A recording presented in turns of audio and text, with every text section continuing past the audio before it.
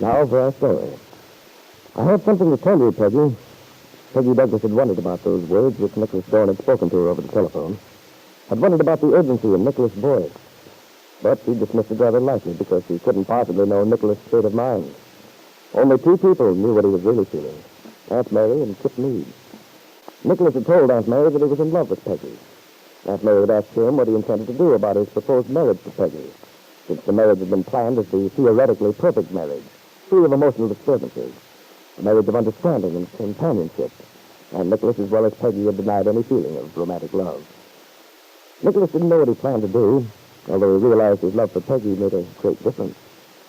It was while he was in this state of indecision that he confessed his predicament to a pretty stranger. The stranger was none other than Kitt Meade, who had advised him never to marry anyone who was in love with someone else, because that was what she had done. She had married Bill Meade, knowing that Bill loved Peggy Douglas. She had hoped that Bill would forget Peggy, but it had been a vain hope. Even her treacherous plan to hold Bill by passing off Lisa Fenner's baby as her own had failed to change Bill's mind. He was determined to get a divorce. Kitt hadn't heard from Bill for some time, but she'd tried to be patient. Surely Bill would make an attempt to get in touch with her sooner or later. He wanted Kitt to apply for the divorce, but she had refused. Now, this Kitt knew would annoy Bill. Now, in her father's home, the pretentious 11th Street house in the little town of Wakefield, Kitt Meade hears...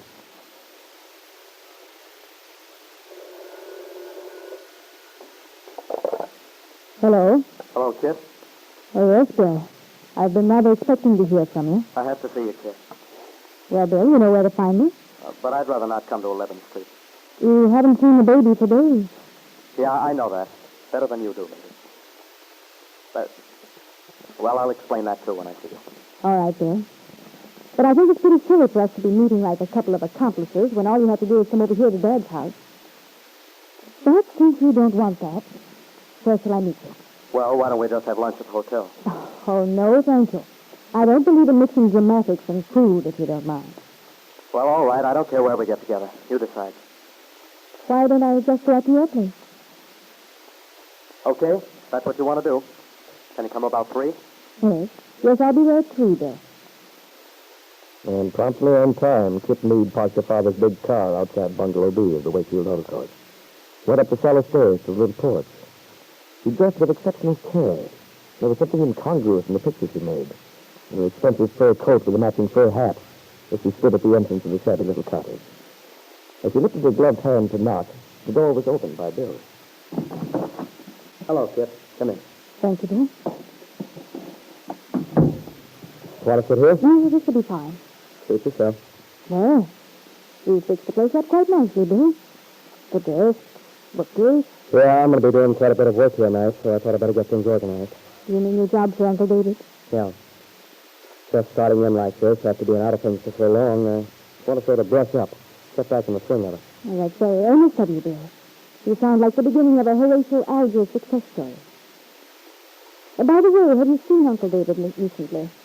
Oh, not for a couple of days. Yesterday I was out of the bank, and the day before he wasn't there. I see. Oh, what is your job, Bill? Farm loans. Oh, come now, that doesn't mean anything to me. What do you do? Well, your Uncle David feels that it's up to the bank to encourage the farmer to put in modern equipment and build up their farms. He thinks the whole community will benefit from it. So he wanted the man to give special attention to the bank's farm loans. Well, that should be a natural for you. You went to agricultural college? Yeah, I'm very happy about it. Why did you ask if I had seen your uncle?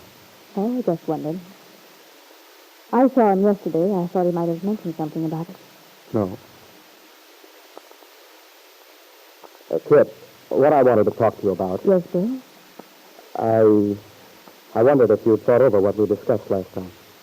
Naturally, I've thought it over. A lot. Frankly, I haven't thought of much else. And did you change your mind? Certainly not. I told you I wouldn't. I'm surprised that you even asked. Well, the reason I asked, Kitt, is that I'm unable to believe that you'd refuse to look at the thing clearly, sensibly. It would be so much more decent somehow if you'd be willing to file for the divorce yourself and not make it necessary for me to. Look, Bill, don't talk to me about decency. It's a bit sick you're pretending to be so worried about the niceties of the situation. And speaking of looking at things clearly, what's wrong with your trying to see things my way? I might ask you if you've thought over what I said. You mean about giving ourselves a second chance? Trying it for 6 months? Yes. It wouldn't work, Kitt. Even though I do believe the child should have a real home and all that, I also feel that you and I wouldn't be able to make a proper home for him the way things are with us. Well, you feel the way you always have, and so do I. It seems we've reached a stalemate. Yeah, I guess we have. At the moment. But, Kitt, the reason... Oh, Bill, don't be so stubborn. I'll admit I've made a few mistakes, but I think you have too. Why don't we forget all that? Forget everything that happened in the past and start out fresh. We could swing it, I know we could. No, it wouldn't work, I tell you. It wouldn't unless you wanted it to. Not even then. No, Kitt, I still want a divorce. This is beginning to be monotonous. I told you I won't give you one. I'm giving you your last chance, Kitt. I'm not going to wait any longer. Sorry, but I'm afraid you are. There's nothing else you can do. You're wrong about that. You see, I went to a lawyer and I told him that I wanted you to get the divorce. But that if you wouldn't, I was going to. You wouldn't dare. But I would. Why can't you realize that I'm not kidding? I've made up my mind and nothing can change it now. I don't believe it. I know you too well, Bill Meade. Well, then I've changed because I mean every word of it.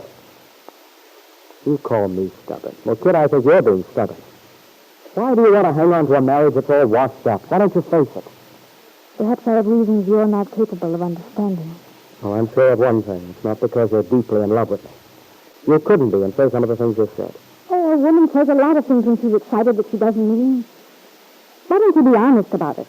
I've gone overboard trying to be honest with you. No, I think all this routine you've been handing me about our not being suited to each other is nothing more or less than a cover-up.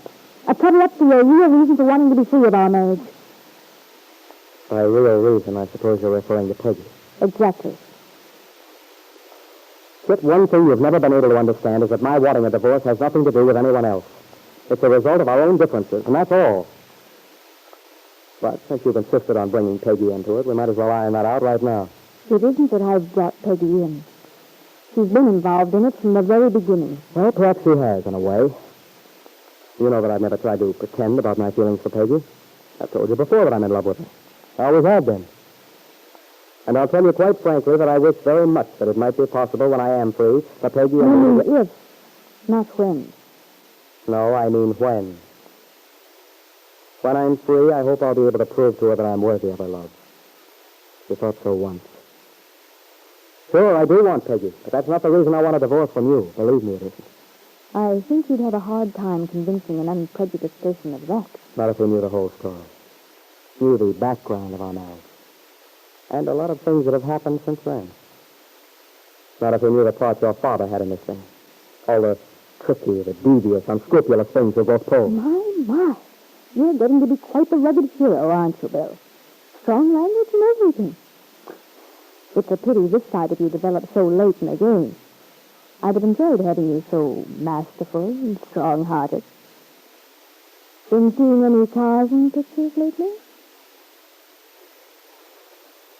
Well, at least you haven't changed, Kit. I doubt if you ever will. So do I. I wasn't cut out to be the sweet, gentle type like your friend Peggy. But some people might think I make up for it with brains. Maybe that's why you're so smitten with Peggy. By contrast, she makes you feel like an intellectual giant. Kit, you're just making things worse, talking like us. I suppose in a situation like the one I'm in, Peggy would flit about spreading sweetness and light. No, but she'd make an honest attempt to find out how the other guy felt about the thing. Try to understand, to be reasonable. Reasonable? Reasonable? That seems to be the newest addition to your vocabulary, Bill. Where'd you pick it up? From my uncle? Or maybe Aunt Mary? Surely not from Peggy herself. Oh, look, Kit, this has developed into nothing but bickering. Let's end it. I've given you my honest decision. I've admitted that I love Peggy because she's a warm, generous, lovely human being. I've told you that I want a divorce. And there's something else I want, Kit. Something else I want, and I'm going to have. Is Bill going to tell Kit his decision? That he wants the child? If you do tell her, Bill, do you really believe you stand a chance of winning out against Kit and her father, Ben Calvert?